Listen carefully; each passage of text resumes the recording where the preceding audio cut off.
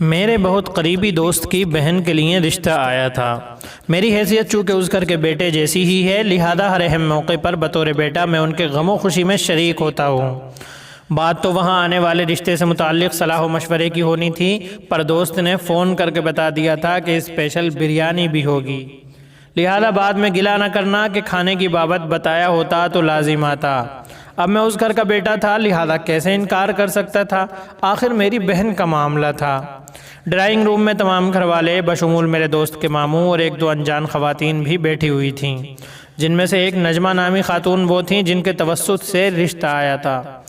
لڑکے والوں کے خاندان پہ بات چل ہی رہی تھی کہ نجمہ صاحبہ بھرپور جوش بھری آواز میں بولیں، ارے میں تو آپ کی بیٹی کو اپنی بیٹی سمجھ کر کہہ رہی ہوں کہ ذرا دیر نہ لگائیں، ایسے لڑکے کا رشتہ نصیبوں سے ملتا ہے، ٹھیک کماتا ہے اور ہے بھی ایک ہی، بھائی بہنوں کی ٹینشن بھی نہ ہوگی، اور سب سے مزے کی بات یہ کہ لڑکے کی ماں بھی مر چکی اور باپ بھی سمجھو آخری سانسیں لے رہا ہے۔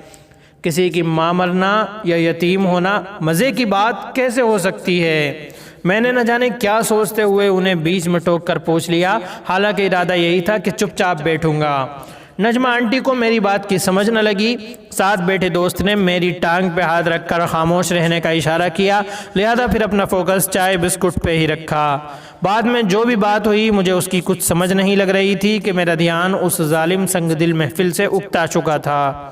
کھانے کے بعد میں اور دوست باہر نکلنے لگے تو گیٹ پہ آنٹی نے پوچھا کہ تمہیں یہ رشتہ کیسا لگا؟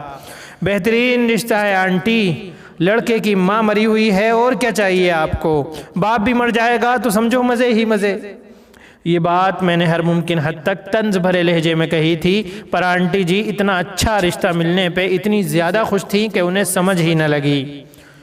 واپسی پہ دوست نے بتایا کہ وہ بھی ایک محترمہ میں انٹرسٹڈ ہے، بہن کی شادی ہو جائے تو اپنے والدین کو اس کے گھر بھیجے گا، دعا کرنا وہاں ہاں ہو جائے۔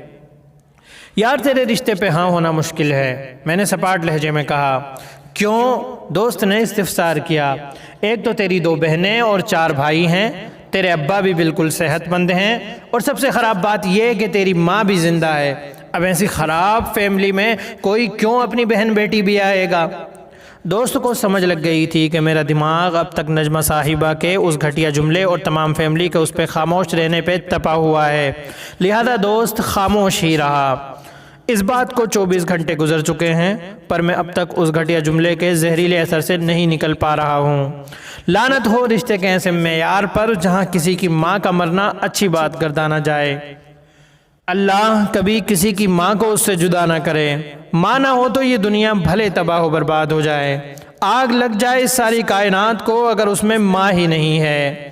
ہر جگہ ہم لڑکے والوں کو ولن بنا کر پیش کرتے ہیں کہ وہ لڑکی کی رنگت اور جہیز بابت بات کرتے ہیں، پر کیا کبھی لڑکی والوں نے سوچا کہ ہر رشتے پہ لڑکے کی بہنوں کا نہ ہونا اور ماں کا مرا ہوا ہونا جو انہیں پلس پوائنٹ لگتا ہے، در حقیقت کتنا گھٹیا اور انسانیت پہ لعنت کے مترادف ہے؟